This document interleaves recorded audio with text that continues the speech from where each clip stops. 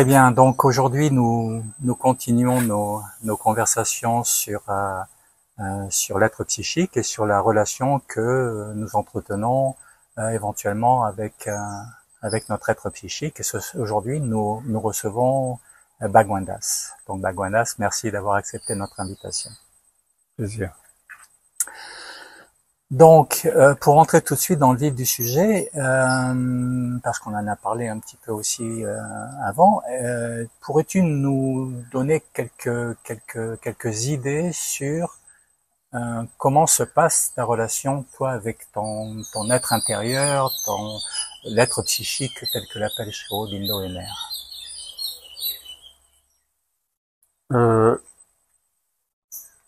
Aussi loin que je me souvienne, quand j'étais enfant, je vivais des états qui étaient des états de bien-être, des états que je pense la majorité des enfants vivent.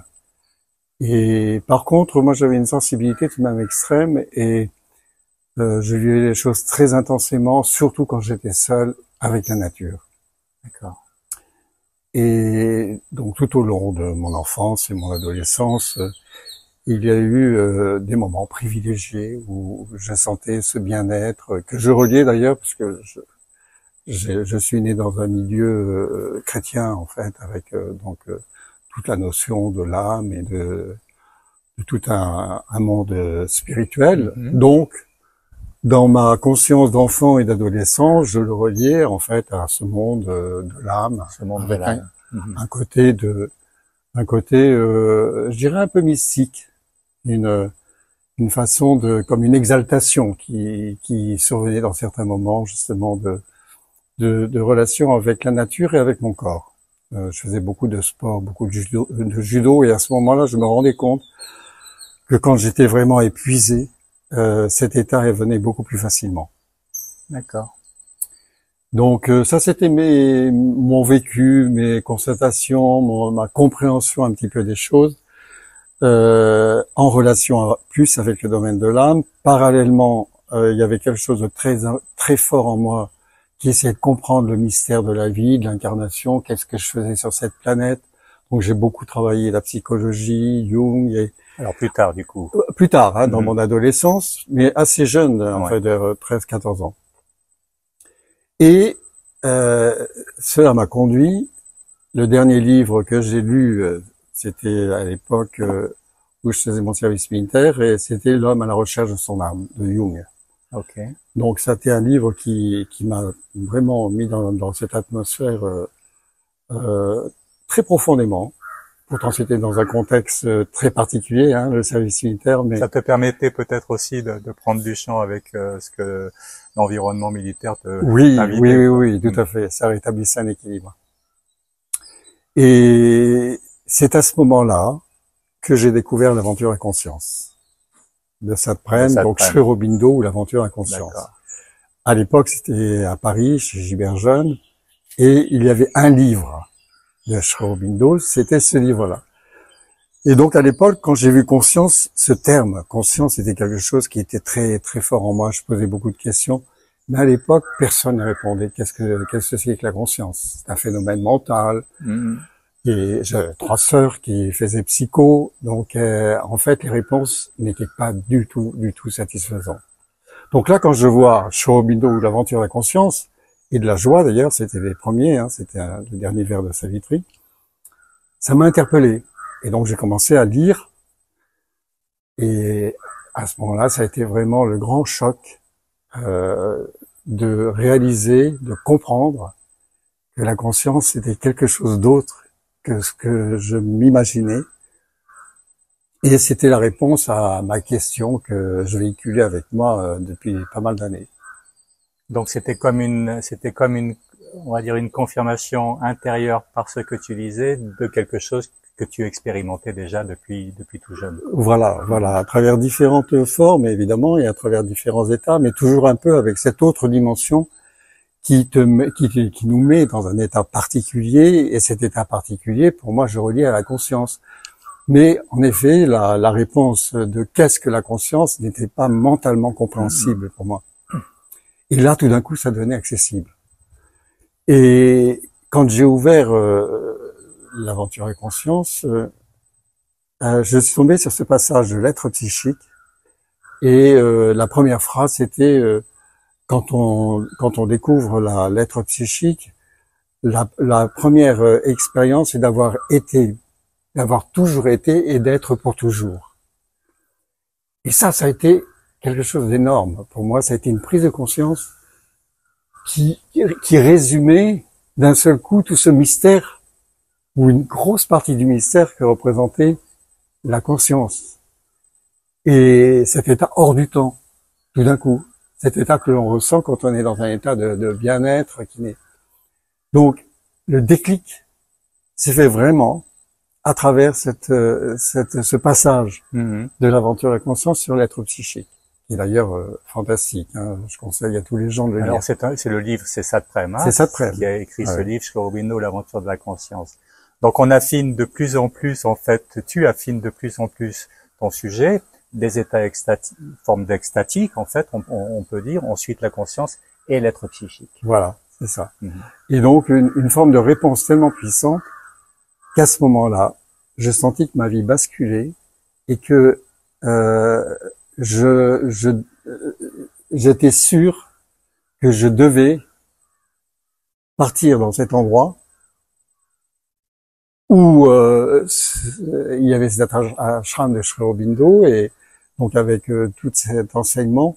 Et là, ça a été vraiment le choc. J'ai su que mon destin allait me conduire là-bas et trouver des réponses là-bas. Alors, est-ce qu'on peut dire que c'est le premier événement significatif de ton existence où il y a un avant et un après? Autant on peut dire précédemment c'était des états vécus mais sans forcément mettre un nom dessus, hein, une sorte de recherche. Et là, c'est oui, vraiment, c'est ça. Oui. Absolument. En fait, il y avait tout d'un coup une prise de conscience, une compréhension mentale, ce qui me manquait en fait parce que ça, c'était relié à un monde de l'âme, comme on connaît dans toute la spiritualité judéo-chrétienne, chrétienne. Bon, tout ça, c'était pas satisfaisant du tout. Et puis le fait aussi d'avoir à quitter son corps pour rejoindre ce monde de l'âme et après la mort. Bref, tout ça, ça me paraissait pas cohérent. Donc là, on est dans les 18-20 ans, c'est ça? Oui, 20 ans, 22 ans en fait. Hein. D'accord. Et cette compréhension, cette certitude, elle s'est accompagnée aussi d'une forme de joie, de certitude. Ah oui, énorme. Mais c'était plus qu'une joie, c'était comme une espèce d'exaltation, on peut dire. Exaltation et en même temps avec une énergie d'action énorme. Parce que à ce moment-là, j'ai su que j'allais partir, que toute ma vie allait s'organiser autour de quelque chose de totalement différent, qui allait me permettre de cheminer par rapport à la question fondamentale qui était en moi depuis tant d'années, en fait. Avec tous les aspects pratiques. Avec tous les aspects pratiques. Il fallait tout quitter, partir en Inde. Exactement. Okay. Donc il a fallu que se passe encore 2 ans. Et plein de choses. J'ai eu, en fait, une chose qui est tout de même importante à signaler à la suite de ça, parce qu'on sait que quand on rentre dans ce monde, il y a tout un phénomène de synchronicité qui s'opère. À partir de là, j'ai eu des synchronicités qui sûrement devenaient des événements beaucoup plus conscients, qui me donnaient des indications sur justement le chemin, le cheminement que je devais suivre pour pouvoir réaliser en fait cette prise de conscience. Donc un fait qui s'est passé tout à fait étonnant, j'étais encore en train de faire mon service militaire, j'étais en fausse permission, c'était un mois de décembre, je reviens sur Paris et là j'entends en traversant le pont de la Seine, le pont Mirabeau, j'entends au secours dans la Seine. Et donc là, il était 1h du matin. Je fais ni un ni deux, je réfléchis pas, je cours, j'enlève ma capote, la capote militaire, mais j'enlève mes chaussures et je plonge. Et j'essaie de sauver la femme qui était en train de se noyer. Donc ça a été une expérience extrêmement forte. Ça, j'ai failli laisser ma vie. Hein. D'ailleurs, j'étais in extremis repêché par les policiers de l'époque, et avec la femme que j'ai tout de même réussi à sauver. D'accord. Et et le matin, je me suis réveillé à l'hôpital. Bon, bref, il y avait tout un ensemble de choses, les photographes et tout ça. Parce que bon, c'était un événement un peu particulier. Je le dis parce qu'à la suite de ça, j'ai vu l'absurdité du système dans lequel je vivais. J'ai été décoré du sauveteur de la ville de Paris à travers ça, et en même temps, j'ai été mis en prison pour fausse permission. Donc les fausse permission pour nos auditeurs, c'est qu'en fait tu n'avais pas le droit de partir, mais tu étais quand même parti. Voilà, exactement. Ce qui m'arrivait assez souvent. Mais là, cette fois-ci, et là, ça a été encore une nouvelle prise de conscience que j'étais dans un système totalement absurde qui ne correspondait pas du tout aux valeurs que je ressentais profondément. Et donc ça a donné vraiment une réalité encore plus concrète à ma volonté à mon désir de partir, mais pour suivre ce chemin vers la conscience et vers tout la compréhension en fait de ces phénomènes qui m'intriguaient au plus haut point et qui étaient Donc est-ce qu'on peut dire aussi plus de compréhension sur plus de clarté ou d'authenticité ou de vérité? Est-ce qu'on peut englober tout ça là-dedans? Parce que le monde absurde, c'est aussi, on cherche un monde qui ait plus de sens, en fait, non? Oui. Alors justement, je voyais là la contradiction totale d'une société et d'un système qui n'avait pas de cohérence, en fait. Alors, l'histoire derrière ça était intéressante parce que du coup, j'étais mis un mois dans le Mont Valérien en prison. Militaire, hein, c'était pas les conditions. Et j'ai réussi à passer mon aventure de la conscience. J'avais avec moi mon livre. Et j'ai vécu un mois absolument fabuleux, où comme j'étais seul dans cette prison, j'ai pu vivre des expériences vraiment tout à fait transcendantales, on peut dire. Donc expérimenter ce qui était dans ce livre de l'aventure de la conscience dans une certaine mesure et à l'échelle de ma compréhension. Donc, est-ce qu'on peut dire que l'isolement, en fait, de cette sanction militaire t'a permis, en fait, de rentrer complètement dans ce livre et de pouvoir, en fait, t'identifier complètement à ce chemin. Donc, tout a concouru finalement. C'est ça, et c'est pour ça que j'ai dit les synchronicités. J'ai compris que cette chose qui paraissait aberrante avait un sens profond et me permettait en effet, d'aller beaucoup plus loin dans cette expérimentation de ce que Satprem racontait dans l'aventure à conscience et du yoga intégral de Sri Aurobindo et de Mer. À la suite de ça, il m'a fallu 2 ans encore pour finaliser certaines choses, travailler, prendre un peu d'argent, et un beau jour, donc il y a eu mai 68 qui est arrivé, à laquelle j'ai beaucoup participé. Et quand j'ai vécu un peu la reprise en main par le côté politique de mai 68, donc la fin d'une belle histoire en fait, très intense, j'ai décidé de partir. Tout s'est mis en place.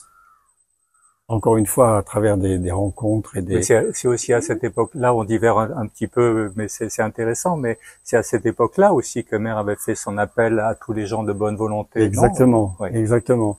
Et en fait, ce qu'on a appris après, en arrivant, et là je fais un peu une avance dans le temps, c'est que Mère avait dit que mai 68 était une première, pas une première, parce qu'il y avait eu la Révolution française, mais manifestation supramentale. D'accord. Et donc, elle était intéressée, et Satprem aussi, de rencontrer des gens qui avaient participé à mai 68. Ok. Ça, je l'ai su après, en arrivant là-bas, en fait. Donc voilà, tout s'est mis en place. J'ai trouvé un ami pour partir. On est parti un beau matin de septembre 1968 par la route avec India en stop, et le voyage a pris 3 mois. Je suis arrivé à Pondichéry après beaucoup d'aventures très intéressantes, et j'avais besoin d'un dépouillement aussi. Et là, tu as rencontré Satprem aussi. J'ai rencontré Satprem. Donc l'écrivain qui a écrit. Oui, c'est ça. C'était aussi rencontrer Satprem qui pour moi avait beaucoup d'importance. Et Mère, évidemment. Donc là, on peut dire que le premier contact conscient, c'est-à-dire vécu avec authenticité et avec sens, avec ton être psychique, on peut dire, date à peu près de cette époque, si on considère que les expériences précédentes étaient peut-être des expériences vagues, ou enfin je sais pas comment tu pourrais décrire. Oui. C'est bien de le préciser parce que ce qui s'est passé, c'est que tel que je peux le comprendre, c'est que quand on est enfant et qu'on est un peu conscient de son être psychique, on est dedans beaucoup. On vit les choses assez inconsciemment, on les ressent, voilà. On les vit, on ne peut pas les formuler à soi-même.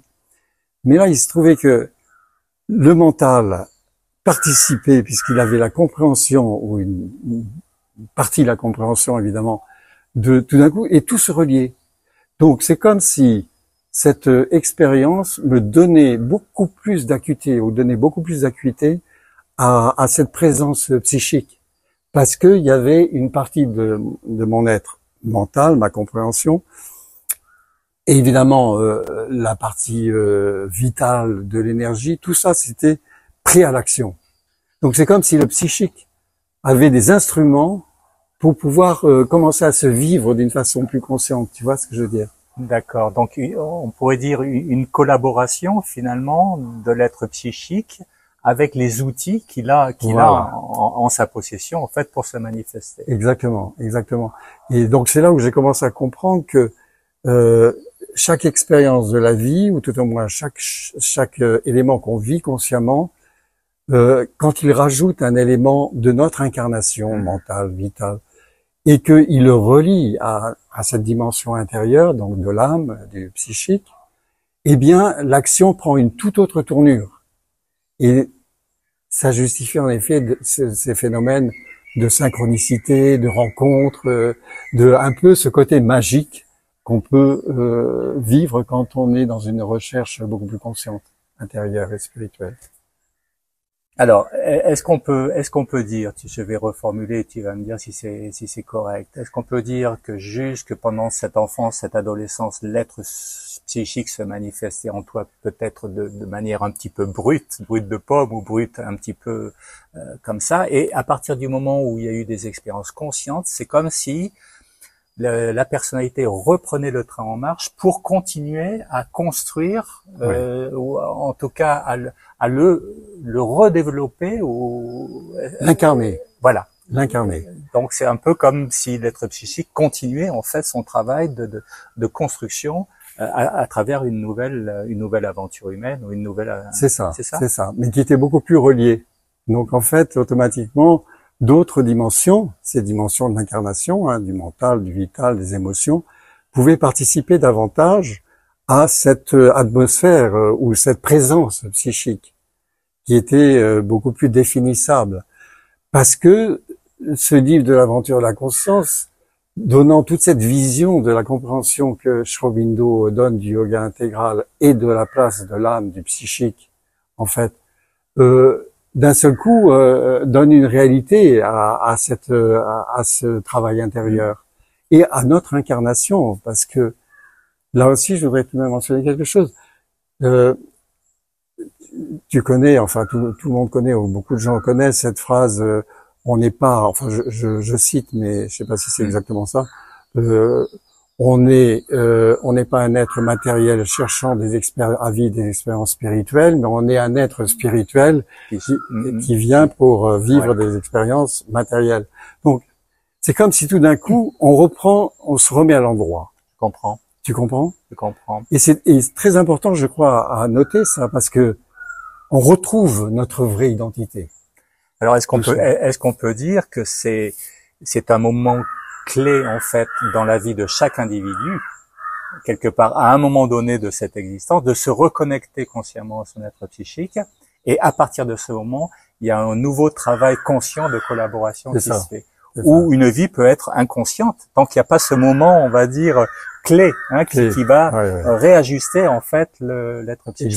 Exactement. Et ce momentum, si tu veux, ce moment où le monde de l'âme peut commencer à avoir les instruments nécessaires pour pouvoir s'exprimer dans l'incarnation, c'est ce qui donne toute une richesse à la vie nouvelle et en fait un développement spirituel, en effet, à un quotidien ou à une vie incarnée, tout simplement. Donc là, on est encore dans tu as 20, 25 ans. Donc à partir de ce moment-là, tu es en Inde, tu résides en Inde, tu rencontres Mère, tu rencontres Satprem. Donc, est-ce qu'on peut dire que cette construction, ce développement conscient a commencé à partir de ce moment-là et où il en est aujourd'hui? Je veux dire, est-ce que c'est une construction consciente qui se fait harmonieusement, qui se fait naturellement, ou est-ce que il y a des va-et-vient? Est-ce que tu peux parler un petit peu de tout ça? Alors, je relis ça en fait à tout après l'implication dans arriver à Pondichéry, rencontre avec Mère, et là réellement j'ai le darshan de Mère, donc une expérience vraiment transcendantale que je n'avais jamais connue, jamais eu évidemment, qui me donne à une échelle bien supérieure encore cette capacité de se dire mais le monde n'est pas du tout ce qu'on croit en fait, une présence telle une force d'amour telle qui pénètre à l'intérieur du corps physique où on se sent transporté dans une autre dimension, aussi bien au niveau du temps que de l'espace. Et là, c'était vraiment le point de, comment dirais-je, de rencontre avec un autre être incarné qui avait cette dimension absolument fabuleuse de te plonger dans cette réalité-là. C'est-à-dire que ce n'était plus toi qui, par ton cheminement individuel, avait ces expériences et petit à petit comprenait de plus en plus. C'est comme si tout d'un coup, tout ce monde de spirituel, ce monde de l'âme, venait à toi, s'imposait à toi. Et donc ça a été là vraiment le fait de dire si un être, cet être qui est capable, donc en l'occurrence Mère, de me transporter dans cet état, seulement par une présence physique, ma vie doit être dédiée à ça. Et là ça a été vraiment l'affirmation et la compréhension consciente que ma vie basculait dans une autre réalité qui allait être totalement différente. Et en effet, cette réalité, par tout un enchaînement de faits et de circonstances, s'est matérialisée très rapidement par le fait de la rencontre avec Roger, qui me dit, après un échange extrêmement riche et intéressant, il me dit, bah écoute, puisque tu es là et que tu es disponible, pourquoi tu participes pas à la construction d'Euroville? Donc ça a été pour moi un grand oui, et à partir de là, en effet, matériellement, et je dis même au niveau financier, j'ai été pris totalement en charge. Et là, j'avais comme une espèce de nouvelle étape dans mon évolution, où j'ai compris qu'il n'y avait aucun souci matériel quand on se dédiait à ce travail-là. D'accord. Je l'ai vécu réellement, il me restait plus d'argent, et à partir de là, tout s'est passé avec une profusion de choses. J'avais tout ce dont j'avais besoin, et ça n'a pas cessé durant toute cette vie.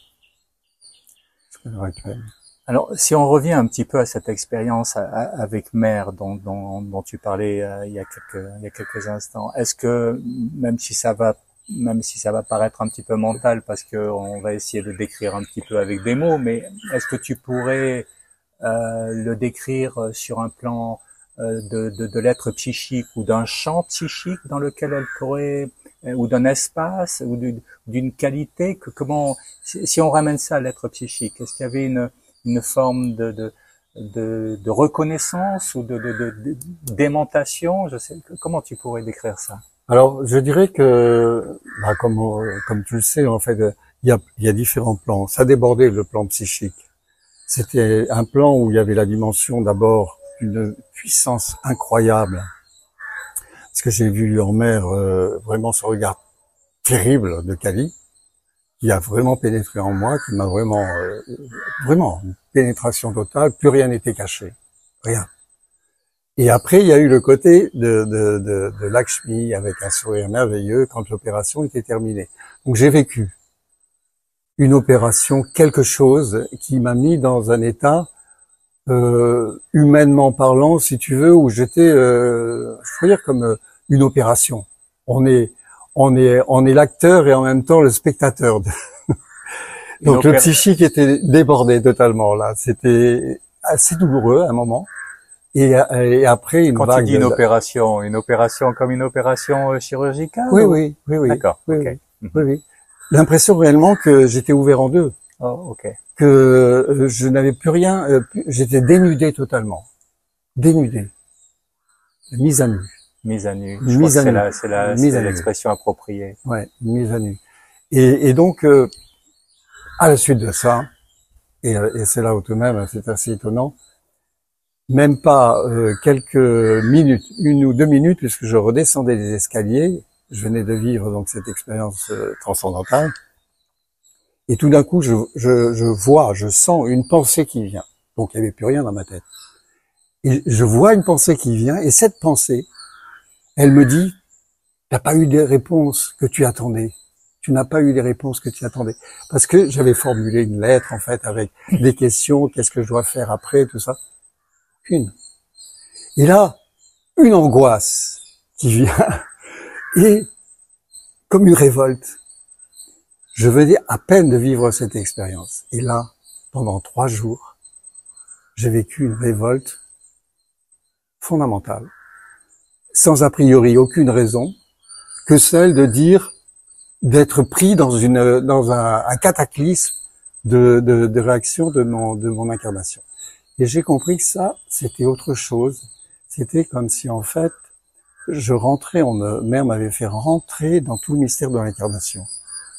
D'une façon puissante, je dirais presque violente. Et là je mentalise, hein. Mais comme si en fait, le yoga intégral, c'est ça. Tu peux pas seulement partir dans les... Voilà la réalité de ton incarnation aussi. Ça fait partie de toi. Donc, en d'autres termes, tu vis au contact de mère une sorte de blanc, hein, de quelque chose Total. une mise à nu complète, totale, qui te laisse complètement nouveau ou complètement différent, je ne sais pas comment on peut le dire. Tu quittes le darshan, et là, c'est comme s'il y avait quelque chose tapis derrière toi ou à côté de toi qui attend un moment d'incertitude pour refondre sur toi, c'est absolument, ça? Absolument. Et c'est là que j'ai réalisé, ce qui est bien marqué dans l'aventure inconsciente, que les pensées, comme Sri Aurobindo le dit, les pensées viennent de l'extérieur. C'est pas nous qui les générons. Donc là, la pensée est vraiment venue de l'extérieur parce que c'était vide totalement en moi. Et j'ai réalisé que qu'est-ce que c'était que cette force cette pensée qui venait, qui a créé un tel cataclysme de réaction vitale. Et donc, à partir de là, j'ai commencé à creuser davantage, à essayer de comprendre dans ce cheminement du yoga intégral et de cette descente de la lumière dans l'incarnation, puisqu'en fait, quand on parle du psychique, après, on est obligé de relier ça à tous les autres plans qui sont à coloniser ou les plans qui existent, qu'on appelle la réalisation spirituelle, tu vois. Donc il y a la réalisation psychique, après la réalisation spirituelle et la transformation supramentale qui viendra quand elle viendra. Donc c'est les deux c'est comme si en fait les deux se sont joints, le psychique et le spirituel. Parce que je dirais que c'était plus une expérience spirituelle, parce que le psychique, il ne s'exprime pas par cette retraduction aussi brutale. Ben, cette précision est intéressante, même si personnellement je l'aperçois pas forcément, hein, mais en tout cas, je pense que nos auditeurs ça leur parlera, parce qu'effectivement, c'est important aussi de pas tout mettre en bloc dans un même terme ou un même mot, parce qu'autrement on se perd dans plein. Oui. Et c'est important de discriminer, de comprendre que tous ces plans-là, en fait, dans ce travail intérieur, ont une richesse et une possibilité qu'il faut que le psychique colonise, en fait, petit à petit, rassemble dans notre incarnation. Et que, à travers ça, on grandit aussi dans notre incarnation. Cette expérience m'a conduit après, une fois que j'étais à Auroville, donc dans les débuts d'Auroville, avec les conditions extrêmement difficiles, où on était profondément incarné, parce que là, c'était contact avec la terre, creuser les trous, planter les arbres, et dans tous les tas, très difficile. Donc je pense que cette expérience avec mère et ce qui est venu à ce moment-là, c'était pour me préparer à cette expérience. De ne pas rester dans le monde où des petits nuages roses, où tout est bien, tout est beau, tout est... Non. La réalité du monde est celle-ci, et la réalité que tu portes en toi, dans ta nature, est celle-ci. Donc, le travail qui va être demandé de faire à travers cette construction d'Auroville est d'abord un travail intérieur, mais d'incarnation. Et c'était ça qui est venu après. Et puis ça a du sens, je le vois un petit peu aussi dans ta vie, toutes ces expériences d'enfance et d'adolescence qui sont des expériences mystiques, un petit peu extatiques, ensuite ces jeunes adultes d'incompréhension. Donc là, il faut réconcilier tout ça. Oui, tu es dans le monde, il faut travailler, avoir les mains dans la terre, et puis... C'est ça, parce que je refusais, en fait, même au niveau de l'éducation, des systèmes, tout ça, ça me plaisait pas du tout. J'aimais être bien dans mon monde, tu vois. Donc là, c'était tout d'un coup un changement de paradigme, on peut dire. Alors cette période, on va dire, c'est 22, 25 ans. Et si tu regardes un petit peu en arrière et puis par rapport à aujourd'hui, est-ce que tu pourrais considérer que finalement cet être psychique dont tu as pris conscience à cette époque-là, il s'est petit à petit, à travers les expériences, il s'est petit à petit étoffé, construit, modelé? Comment tu pourrais décrire ça jusqu'à aujourd'hui? Dans le cheminement cette intégration, on peut dire, des éléments d'expérience et de vécu, il y a eu toute une phase, si tu veux, de la première partie d'Auroville et de mon évolution, qui s'est passée à travers comme une espèce de fascination pour le travail que Mère faisait, ce travail, et ayant eu cette expérience qu'elle m'a donnée, j'étais fasciné par le travail qui était en train d'opérer sur son corps, cette descente du supramental, le monde nouveau qui devait venir, qui était là, qui est né, comme elle disait. Et tout ça, c'était comme une attente d'une possibilité fabuleuse. Donc, il y avait cette dimension d'exaltation qui était accompagnée d'une grande difficulté d'incarnation, parce que c'était très difficile de vivre le début d'Auroville, très difficile. Physiquement et psychologiquement, il y avait une pression terrible quand Mère était dans son corps physique. C'était vraiment il y avait beaucoup d'expériences, quelquefois très douloureuses, mais en même temps des moments d'extase. Il y avait une intensité extrêmement puissante. Donc, le psychique, la connotation psychique, pour te dire, voilà, un jour j'ai eu une expérience, c'était un peu dans les tout débuts. Et comme j'avais eu le privilège de la rencontrer assez souvent, après il y a eu des talks avec Aspiration, donc toutes les semaines pendant 6 mois. Et à chaque fois que j'étais près d'elle et qu'on attendait pour aller la voir, il y avait tout de suite, on était immergé dans cette dimension psychique, de bien-être, de calme, de paix, et donc après on revenait dans la réalité concrète avec toutes les difficultés. Et donc à un moment je lui ai écrit, je lui ai dit mais Mère, comment je peux garder cet état que je vis quand je viens te voir ou même attendre à la porte pendant des heures, mais comment le garder dans l'action quotidienne? Et donc elle m'a répondu, je suis avec toi depuis une éternité et pour l'éternité. Et là, d'un seul coup, ça a bouleversé. C'était une réponse qui me reportait à ma première prise de conscience quand on réalise l'être psychique. Voilà, on a la sensation d'avoir été toujours et d'être pour toujours. Et là, c'est un peu la même. Et là, je me dis, mais Mère, en fait, mon psychique, c'est une émanation de Mère. Tu vois? Et cette prise de conscience, ça a été extrêmement fort. Alors, je me suis dit, bon, puisque Mère est avec moi, j'essaie. Alors, je fais des méditations pendant des heures et des heures pour essayer de... Et puis, je me disais, mais j'ai besoin que le divin soit là, mais physiquement, je veux le sentir, pas seulement dans des expériences privilégiées, mais... Et puis là, j'ai commencé à sentir dans mon corps comme des pulsations d'harmonie, de bien-être, qui partaient réellement de l'intérieur de mon corps, du cœur, en fait. Et c'était vraiment physique. Et là, j'ai compris que c'était la réponse. qu'en fait, mon corps répondait, et ce moment psychique répondait par ces pulsations de bien-être, je suis là, vis ce que tu as à vivre, je suis là.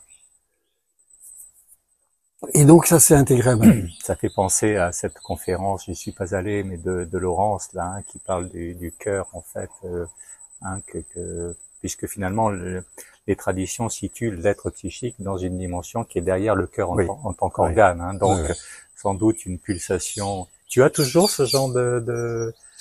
Je l'ai moins confirmé que à ce moment-là où il y avait vraiment une grande intensité dans les deux côtés, donc dans les difficultés et en même temps dans les restitutions de très belles expériences.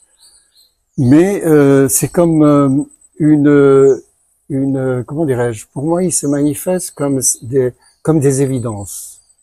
L'évidence à travers la nature, le soleil, le vent, le bien-être qui en résulte, dans la difficulté, parce que depuis 50 ans, je suis toujours dans le travail et dans des relations quelquefois difficiles aussi avec comme une entreprise en fait. Et dans ces difficultés, j'ai compris que il fallait creuser, trouver aussi cette dimension-là, que toutes ces difficultés étaient un levier pour nous faire grandir intérieurement. Donc, si tu veux, ces prises de conscience, c'est comme si l'incarnation, le psychique, reliait plein de choses. Mais ce n'est pas des expériences transcendantales. Je comprends. Est-ce qu'on peut dire que jusqu'à 20-25 ans, la rencontre de mère et tout ça, il y avait une forme de nouveauté, d'exubérance et de révélation, et qu'ensuite c'était le travail, quoi. Exactement. Ça a été quelque chose de moins spectaculaire, on va dire, dans le quotidien, mais on sait que c'est là et on y travaille, et puis avec une certitude. Voilà, et ça donne une certitude, c'est comme une évidence, c'est une gratitude, c'est tous ces éléments qui viennent naturellement dans le quotidien et que je reconnais comme étant une émanation de mon psychique. Tu vois, à un moment dans les agendas de mère, elle a une expérience en voyant le psychique d'une disciple qui était là, et elle a la révélation que c'est le psychique qui va former le nouveau corps. C'est le psychique qui, en fait, petit à petit, se développe à travers toutes ces expériences d'incarnation, qui devient une entité, en fait, le psychique, c'est tout de même l'âme qui s'individualise. Donc, en fait, elle prend de plus en plus les caractères de notre incarnation, de notre individualité, jusqu'au point de former un nouveau corps. Et elle dit, c'est une révélation, c'est la première fois qu'elle a cette révélation, et elle dit, le nouveau corps, il va créer sa propre matière. Avec un nouveau sensorium, avec un nouveau vital, un nouveau... Voilà, un nouveau ou alors transformé. Donc, puisqu'en fait, a priori, l'évolution, il ne devrait pas y avoir de mort, ou tout au moins une transformation, puisque là, c'est la troisième étape auquel on participe et au tout début. Donc, voilà, quelque part, cette dimension psychique, pour moi, elle est partout, dans l'incarnation, dans la rencontre des autres, dans le partage, dans le sourire, dans la bienveillance, dans toutes ces choses qui sont très simples, mais qui, je crois, sont essentielles pour donner peut-être à notre réalité d'un corps collectif une dimension psychique, tu vois. Absolument. Tu vois, et c'est là où je dis, le yoga d'Auroville, c'est vraiment le yoga intégral, où on doit, petit à petit, où il est demandé petit à petit d'avoir cette espèce de reconnaissance que l'autre est soi-même, que on n'est pas séparés, que en effet on est un être spirituel qui s'incarne pour vivre des expériences, et la bienveillance, la bonne volonté, la simplicité, la gratitude, l'authenticité, tous ces éléments sont ceux qui vont former ce corps collectif en fait.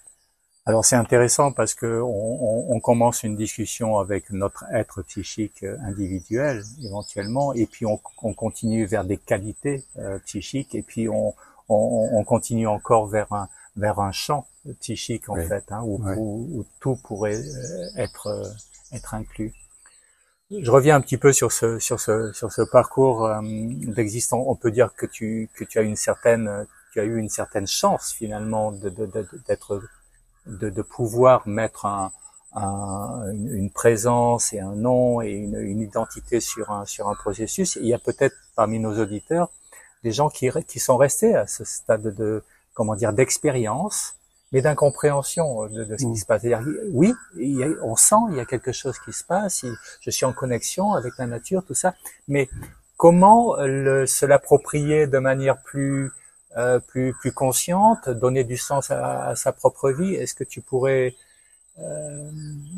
des conseils éventuellement par rapport à ton existence? Moi, je dirais justement que tout ce qui prend de la valeur d'un acte de reconnaissance de l'autre, comme un frère, comme une entité qui est très proche dans le cœur.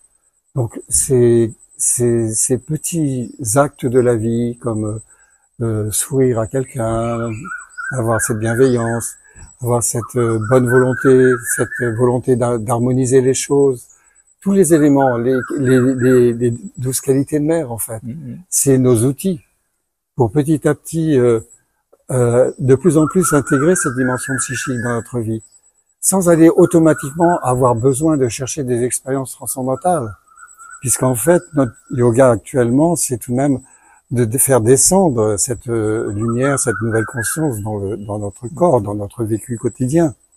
Donc quelque part, c'est normal que ce soit pas aussi transcendantal, puisqu'en fait, on est dedans. On recherche souvent le spectaculaire, alors qu'en fait, il y a des expériences très simples qui sont chargées de plein de sens et de plein de significations. Et quand dès qu'il y a un beau partage et qu'il y a une reconnaissance de l'autre, un sentiment de proximité, d'amour, je dirais presque, à ce moment-là, on voit bien que ça gonfle. Le psychique, il gonfle. Il expanse. Quand on se resserre à travers la peur ou le jugement, on sent bien que ça rétrécit. Pour moi, tout ce qui expanse et qui donne de l'amplitude à la vie, à la relation avec l'autre, contribue à incarner ce monde psychique dans notre et à contrario, tout ce qui le rétrécit est plutôt à essayer de mettre de côté. Et oui, en particulier les jugements, en particulier tout ce qui sépare en fait, qui fait que notre mental passe en avant. Non, vraiment, je crois qu'en effet, c'est cette dimension du cœur qui est la plus proche, en effet, du monde psychique et qui s'opère à travers tout ce qu'on sait, de très simple de la vie, de reconnaissance de l'autre, soi-même. Alors ça nous amène aussi à un autre aspect de ce développement, donc des expériences mystiques, extatiques en début d'existence, ensuite un travail, une reconnaissance consciente de cette dimension psychique en soi, et puis un travail de labeur de tous les jours jusqu'à en arriver aujourd'hui. Est-ce qu'il y a selon toi, dans ta propre expérience, est-ce qu'il y a des pièges ou des alors on en a parlé déjà, la relation avec l'autre, mais des choses dont il faut se méfier ou dont il faut vraiment s'écarter, qui sont vraiment nuisibles au développement de l'être psychique? Moi, je dirais dans ma propre expérience, ce qui me fait le plus mal en fait, c'est les jugements qu'on peut porter les uns sur les autres. Ça t'arrive encore spontanément de t'observer en train de juger, par exemple? Alors, ça m'arrive, mais disons que c'est un des points sur lequel vraiment c'est presque épidermique chez moi. C'est-à-dire que je le ressens, et si je ressens un jugement de la part de quelqu'un ou par rapport à quelqu'un d'autre, je le sens. C'est comme une perception différente qui me rétracte. C'est comme si la vibration du jugement était une vibration qui resserrait. Ce qui est possible d'ailleurs. Oui. Sur le plan subtil ou sur le plan subtil, sûrement, absolument. Et donc, il y a toutes ces choses qui font que quand on veut avoir raison, quand on est là pour créer des situations qui sont conflictuelles ou tout au moins participer à ces situations, pour moi c'est c'est pas béni oui, tu vois, c'est pas le fait de tout est rose. C'est le fait qu'il y a des choses qui rapprochent du monde de l'âme, du monde du psychique, et des choses qui en éloignent. Oui. C'est tout simple. Et en fait, chacun a son baromètre, à chacun d'avoir ses propres repères, de les définir. Mais si on est sincère avec soi-même, on le sait très bien.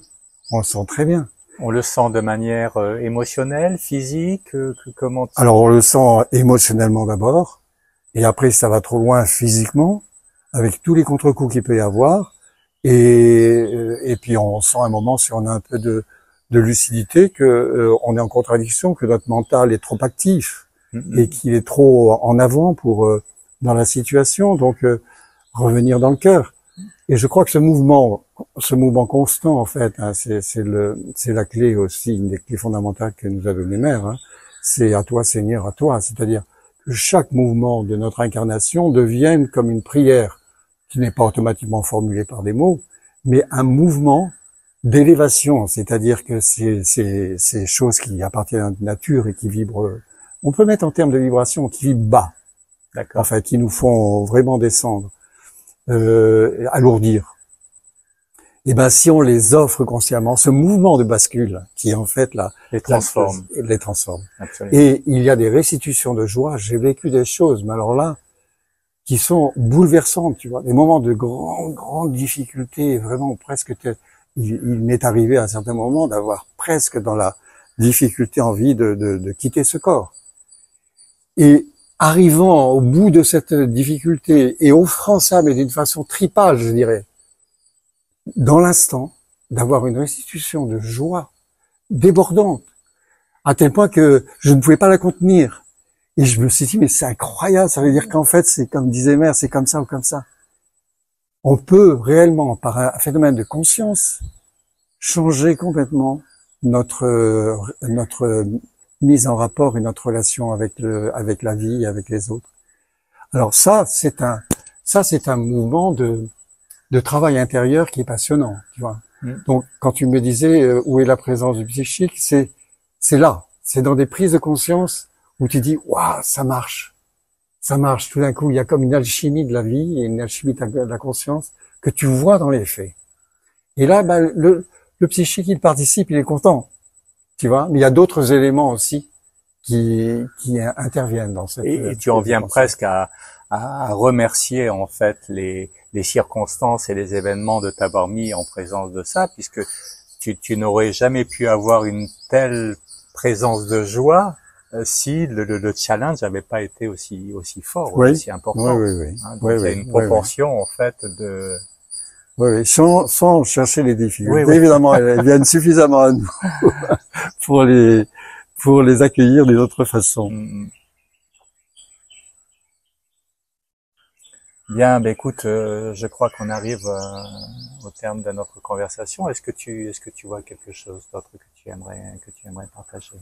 Bon, ce que j'aimerais partager, c'est peut-être par rapport à la situation actuelle d'Auroville, c'est de demander aux Auroviliens de réaliser ça en fait dans leur on projette trop dans l'extérieur des solutions ou des volontés de dire c'est bien ou c'est mal.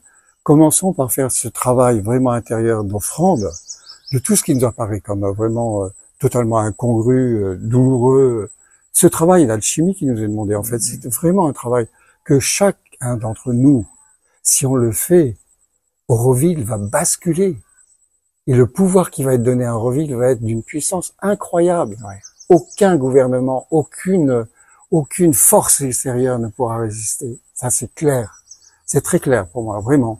Et je pense que si vraiment chacun prend conscience de ça, que étant des apprentis auroviliens, c'est tout de même, Mère disait, pour être un vrai aurovillien, il faut avoir fait la découverte intérieure.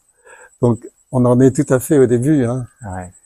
Et déjà, cette prise de conscience de mettre tout notre effort à ça et d'essayer de sortir des limitations, de sortir des jugements, de sortir de tout ça et de travailler vraiment et automatiquement d'avoir ces gestes simples d'accueil, de sourire, d'entraide évidemment.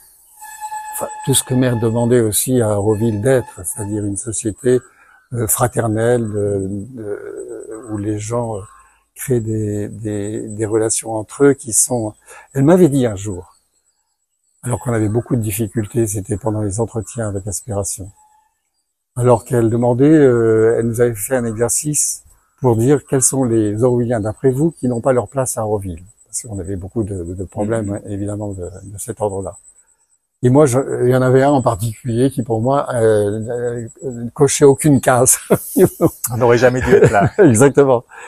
Et donc, je lui dis, quand vient mon tour, je lui dis, ben voilà, cette personne pour telle et telle raison. Elle me regarde et me dit, mais est-ce que tu connais son âme? Et je suis resté bouche bée. Et donc, voilà, et à la suite de ça, elle me dit, mais c'est chacun un parcours d'âme, c'est ce qui est important. On ne sait pas pourquoi cette personne ou cette personne est là. Donc, il faut que vous appreniez à vivre à ce niveau-là. Et là, j'ai vraiment réalisé qu'Auroville, c'était vraiment totalement autre chose que tous les systèmes actuels sur la Terre. C'était d'autres critères et d'autres éléments qu'il nous fallait mettre en place, en fait, dans notre corps, dans la réalité de notre corps collectif, tu vois. C'est-à-dire la présence de l'âme, la présence du psychique, qui était en fait le critère pour pouvoir dire si quelqu'un a sa place ou pas. On n'a même pas à le dire. Ah oui, elle a rajouté une chose. Si vous arrivez à créer l'atmosphère propice, les gens qui n'ont pas leur place, ils partiront d'eux-mêmes. Vous n'avez pas besoin de les faire partir, ils partiront d'eux-mêmes. Et ça, c'était vraiment fort. Très bien.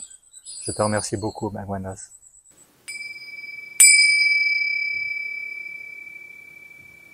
Thank you for listening to this testimonial.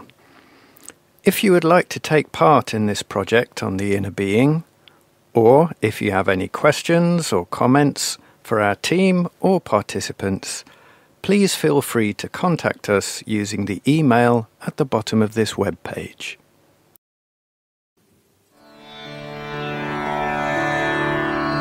This is Auroville Radio, Voices from the City of Dawn.